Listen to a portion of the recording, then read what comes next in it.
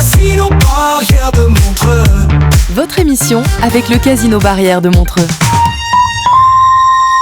Philippe Morax. Bon, paraît qu'il est marrant, alors fais-nous marrer. À cette heure-ci, c'est quand même pas toujours évident. Ça pique un peu, c'est tôt, hein? Comment ça va? C'est pas facile comme question. Rassurez-vous, on va se marrer un peu après. Alors de si tôt le matin, c'est trop chouette. Bon, alors tu as gagné 50 francs. Ouais. On est là pour découvrir les choses. T'as tout dit. Contente d'être en Suisse, c'est un pays que j'affectionne particulièrement. Vous êtes suisse? Ouais. Et j'ai souvent des idées mauvaises. On n'attendra pas ton scoop ce matin. Ça s'appelle le coup de marteau. Incroyable. C'est moi qui pose des questions. L'invité du matin. La fin de la FM en Suisse et on passe au DAB+. Le 31 décembre 2024 marquera la fin de la diffusion en FM par la SSR au profit du DAB+, une technologie numérique que vous connaissez bien avec M le Média puisque nous sommes depuis le début de cette aventure en DAB+. Une technologie offrant donc une meilleure qualité sonore, des coûts réduits et une capacité de diffusion multipliée. Les radios privées auront, elles, jusqu'en 2026 pour opérer leur transition. Si la plupart des appareils récents sont déjà compatibles aujourd'hui, les auditeurs utilisant des équipements traditionnels devront investir dans des adaptateurs ou des récepteurs DAB+.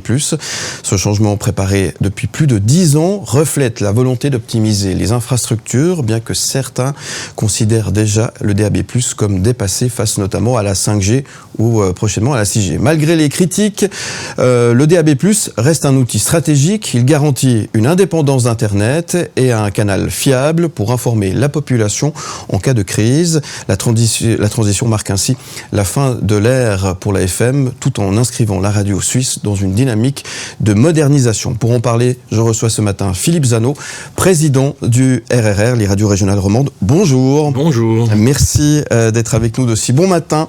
Avec plaisir. Pour nous parler de cette grande transition, de cette... on peut parler d'une révolution, quand même, révolution technique en ce qui concerne la radio. Finalement, ça change pas grand-chose, mais ça va tout changer quand même. Oui, ça doit changer beaucoup de choses. D'abord, c'est la diversité. Il y a 40 ans, avant les radios régionales, au début des radios régionales, il y avait 22 chaînes radio en Suisse romande. Aujourd'hui, il y en a combien sur le DAB+? 150. 150 à Genève, Lausanne et même à Seigneur-Légier dans les Franches-Montagnes. Ouais. Donc on voit que l'objectif de la diversification a été atteint. Et puis, comme vous l'avez dit, une question de qualité aussi, et une question énergie, puisqu'on met 16 programmes sur une fréquence, donc il faut moins d'énergie pour diffuser. Et puis ce qu'on appelle les données associées, c'est-à-dire rendre visible le nom de la personne qui chante, le titre, peut-être même la photo. Tout cela est possible grâce au DAB+. Ouais, c'est des petits plus technologiques effectivement qu'apporte cette nouvelle technologie qu'est le DAB+. Par contre, il y a encore bien des endroits où le DAB, ça passe pas super bien. Hein. Alors en Suisse, gentiment, il n'y a plus de trous. Je crois qu'il va rester quelques vallées isolées, mais là, nous allons conseiller l'ensemble des radios de passer à l'IP, à l'Internet, pour la réception. Ce que nous voulons aussi, c'est séparer clairement la diffusion hertzienne de la réception Internet. Quand vous prenez Internet, vous passez par les réseaux de téléphonie mobile. Il y a des pannes. Et avec le DAB, nous restons en diffusion numérique radio. C'est-à-dire que c'est un réseau indépendant, avec un émetteur sur la montagne. Donc, si Swisscom tombe en panne, les radios continuent à émettre. Alors là, aujourd'hui, c'est quand même un risque de changer de technologie. On l'a dit, il y a beaucoup de gens qui ont encore un vieux poste de radio FM et se demandent comment ils vont devoir faire. Donc, il existe des petits appareils qui permettent de pouvoir transformer le signal pour pouvoir l'adapter à ces radios. Ou alors, il faut changer de radio, c'est ça. Alors pour l'écoute à la maison, c'est clair. Il faut changer de radio, il faut acheter une radio numérique, c'est le bon moment. Noël arrive, acheter une radio DAB+ à votre grand-mère, si elle est encore en FM. Et puis pour les véhicules, là on a un petit problème, c'est que tout le monde est en train de changer, ceux qui ne sont pas adaptés. Et le résultat, c'est qu'il y a des ruptures de stock auprès de nombreux fournisseurs de radios DAB+. Donc il faudra un peu de patience. Il n'est pas nécessaire d'acheter une radio à 1500 francs. Il y a des adaptateurs pour 70 à 100 francs qu'on peut mettre dans les véhicules. Voilà. Alors là, la SSR a décidé de couper la FM pour cette fin d'année, là, dans quelques jours, finalement. c'est un risque quand même. C'est une partie de son public qui ne va pas pouvoir répondre directement à ce qu'ils ont l'habitude de pouvoir écouter ou retrouver ou avoir, quoi, tout simplement. Oui, tout à fait. La SSR va jouer un rôle de pionnier et on pourra aussi en tirer des enseignements pour les radios régionales, privées, commerciales. La SSR n'a pas de problème, je dirais, commercial. Les radios régionales dépendent de leur auditoire pour la publicité nationale en particulier. Ouais. Donc s'il y a moins d'auditeurs, il y a moins de revenus publicitaires. C'est la raison pour laquelle les radios régionales ont obtenu ce délai. C'est une des raisons de 2 ans. La SSR va jouer un rôle de pionnier. Elle a un autre problème, c'est qu'elle doit économiser. Et puis là, elle va économiser 15 millions en renonçant rapidement à la double diffusion FM et DAB+. C'est colossal. Hein. Quand on parle de la SSR, il faut rappeler que c'est la première, c'est Espace 2, c'est Couleur 3, c'est Option Musique, ouais. et le pendant dans les différentes régions linguistiques, hein, c'est ça, hein. Oui, tout à fait. Mais ce qu'il faut savoir aussi, c'est que la réception numérique aujourd'hui a bien avancé. On a 41% du volume d'écoute radio qui est en DAB+, 40% sur Internet. Et la part de la FM n'est plus que de 19% de gens qui écoutent aussi en FM. Et puis, il reste une toute petite frange de la population qui n'écoute qu'en FM, exclusivement. Et ça, c'est environ 9% à l'heure actuelle. Les chiffres que je vous donne datent du printemps dernier. Et je peux vous dire que les résultats des derniers sondages qui sortiront avant Noël, c'est encore 2% en moins. Ouais. N'en demeure pas moins que monsieur, madame, tout le monde ne savent pas ce que c'est le DAB. La communication a été un peu tardive, hein, quand même, on peut le dire, hein, parce que nous, on est en DAB+, depuis le début. Et souvent, quand on dit on est en DAB+, la réponse, c'est sur quelle fréquence. Et ça, tout ça, c'est terminé, il faut bien le faire comprendre. C'est un nouveau système pour la réception de la radio, de sa radio.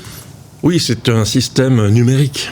Aujourd'hui, quand on travaille à la radio, les journalistes enregistrent en numérique, ils rentrent au studio, ils font un montage numérique, la régie est numérique, le lien entre la régie et la montagne est numérique, et puis depuis la montagne, lorsque le son revient chez les auditeurs, c'est analogique.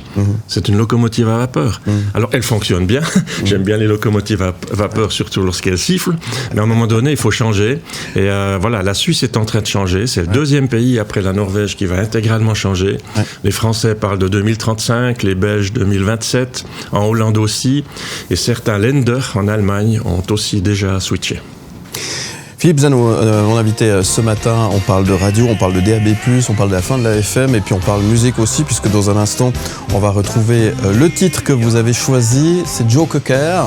Pourquoi ce titre ? Il y a une raison particulière. Il a une histoire, ce titre, pour vous ? Oh, j'écoutais, j'étais au Chant du Gros, à au Noirmont, il y a longtemps. Ouais. Et puis voilà, il était là, c'était fantastique. Et puis, c'est un beau souvenir. C'est un bon souvenir. Eh bien, on l'écoute et on le regarde dans un instant. C'est juste après la pause. Philippe Zano, merci d'être avec nous. On se retrouve dans un instant. À tout de suite sur M et sur Canal+. Philippe Morax Bon, paraît qu'il est marrant, alors fais-nous marrer. À cette heure-ci, c'est quand même pas toujours évident. Ça pique un peu, c'est tôt, hein ? On est là pour découvrir les choses. T'as tout dit. L'invité du matin. Philippe Zano, mon invité, président du RRR, les radios régionales romandes. On parle de la fin de la FM et du DAB+, qui est en pleine expansion, on peut le dire. Hein. Ça a quand même mis plus de 10 ans, hein, pour se mettre en place. C'est compliqué parce que il faut mettre des émetteurs partout. Techniquement, il faut adapter certaines choses. Et puis, il faut surtout que les gens changent d'habitude et changent d'appareil. C'est ce qu'on disait tout à l'heure, notamment dans les véhicules. Et c'est pas ça le problème, hein. Non, c'est pas le seul problème. Aujourd'hui, nous avons en Suisse romande un problème avec les radios françaises, tout simplement. Elles arrosent la Suisse romande, Genève en particulier, Lausanne aussi. Environ 9 à 10% des gens en Suisse romande écoutent les radios françaises. Si toutes les radios régionales de Suisse romande passent au DAB, certaines personnes vont tout simplement rester en FM, donc capter les radios françaises. Ouais.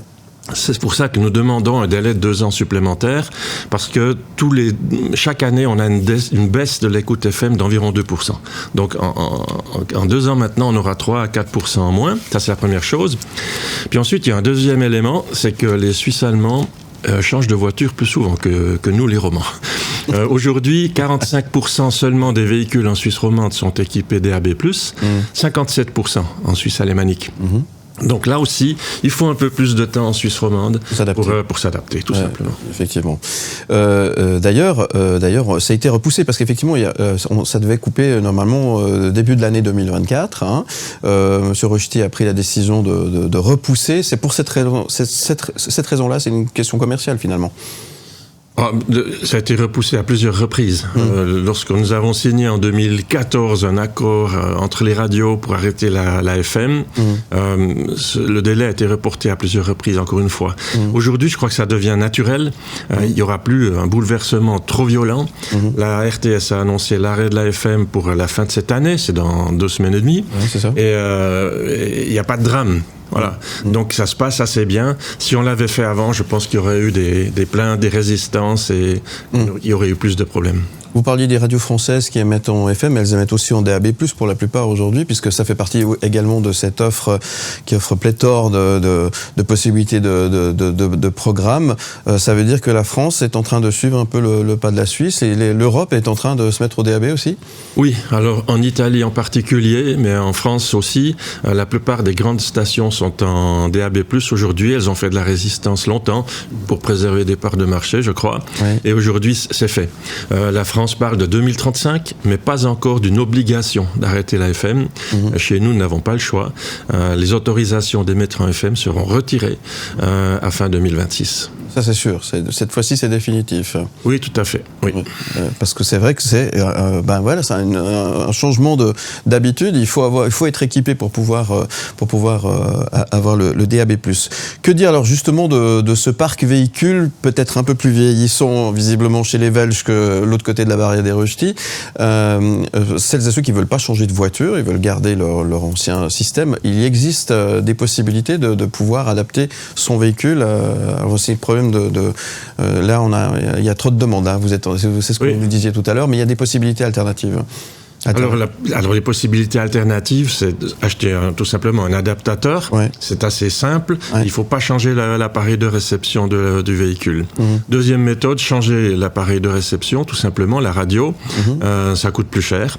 Et puis la troisième méthode, c'est utiliser le smartphone en Bluetooth pour alimenter le système audio du véhicule. Donc il y a diverses possibilités.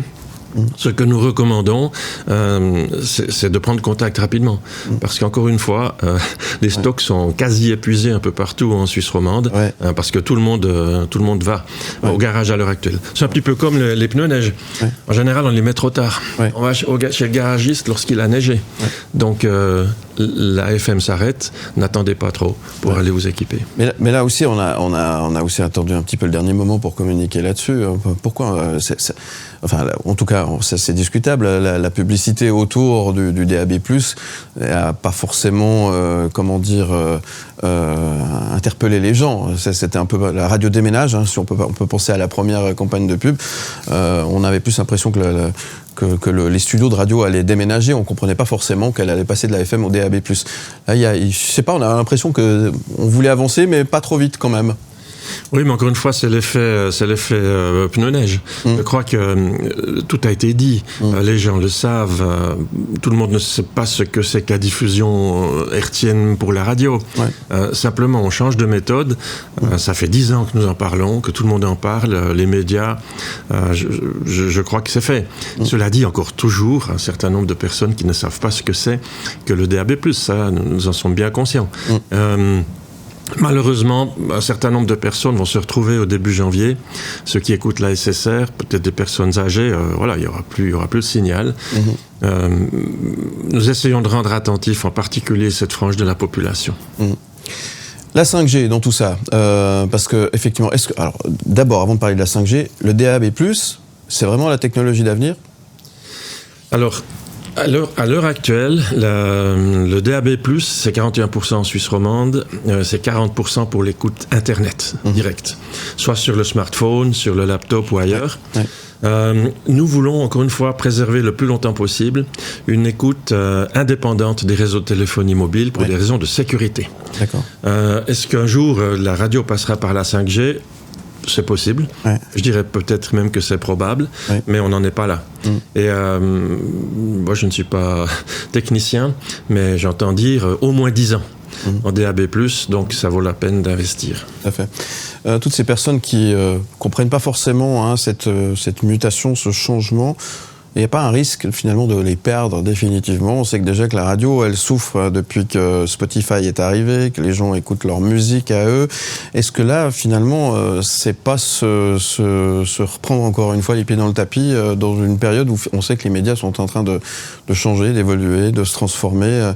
Votre avis là-dessus, Philippe Zano? Il est clair. Si on prend la presse, elle est en baisse. Il y a des titres qui disparaissent. Au niveau de la radio, comme j'ai dit tout à l'heure, on a passé de 22 programmes radio il y a 40 ans en Suisse romande à 150 aujourd'hui. Ouais. Donc la radio est radieuse. Combien de temps, je ne sais pas. Ouais. Mais à l'heure actuelle, ça fonctionne. Ce que nous recommandons aux radios, c'est la présence, c'est l'accompagnement. Au-delà de l'information, de la musique et du divertissement, c'est d'être là où les gens sont. La proximité. La proximité. Au marché, aux grands événements, etc. Parce que c'est un média qui doit accompagner et continuer d'accompagner les gens. Pour moi, c'est primordial.